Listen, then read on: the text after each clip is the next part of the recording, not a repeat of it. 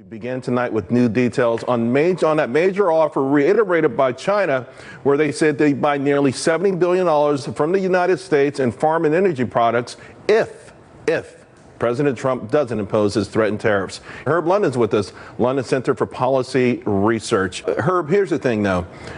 I think any other president would have taken $70 billion, gladly ran around the block, spiked the ball, and said, look what I achieved, because no one has ever done this. So it gets to the point that President Trump obviously is serious about this, but how much should he push the envelope? How much more do you think he could extract from the Chinese government? I think he could push it very far. And in fact, I think that President Trump has clearly demonstrated by the assertiveness of this administration that he is in control. An attitude very, very different from his predecessor. Keep in mind that even when we're talking about the unilaterally created air perimeter zone in the South China Sea, up until this point, all we've done is we've flown a B-52 over this area and waved. We've had a battleship within 12 miles of these artificial islands. But we've done nothing more than that. Here we have a president and a secretary of defense who is saying, you know something, we're not giving the Chinese a free run here.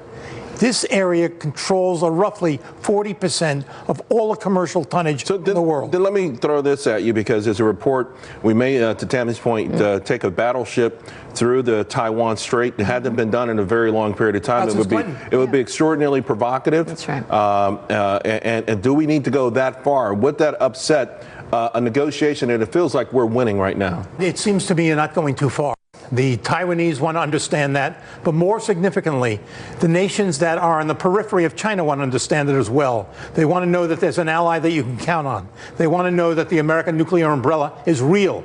So that there's an awful lot that goes into these negotiations on June 12th. And one of them, of course, is the role that the Chinese want to play in reducing America's influence in the Pacific Basin. During the election run-up, I tweeted that very question out over and over and over again. And every Trump supporter said, yeah, I'll make it one less trip to Walmart. I'll do something less. I'll do something. I equate it to buying war bonds in World War II. Maybe people won't do it, Herb, but they keep saying that they're willing to step up to the plate because they see this as a patriotic duty. I see it in exactly the same way. If you're looking at the Rust Belt states and you're looking at this politically, there are people in the United States who are saying 300,000 jobs, 400,000 jobs. That's what Trump promised. He's delivered.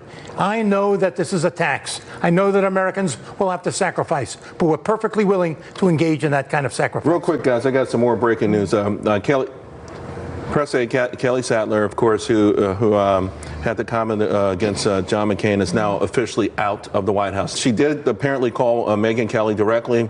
Apparently the call didn't go well, but there was never a public apology. I'm sorry. Megyn McCain. The apology didn't go well. I mean, she never made a public apology. And how much of that played a role in this, do you think? I think it did make a right. I think had she made the public apology immediately, it would have the whole issue would have been treated in a somewhat different fashion.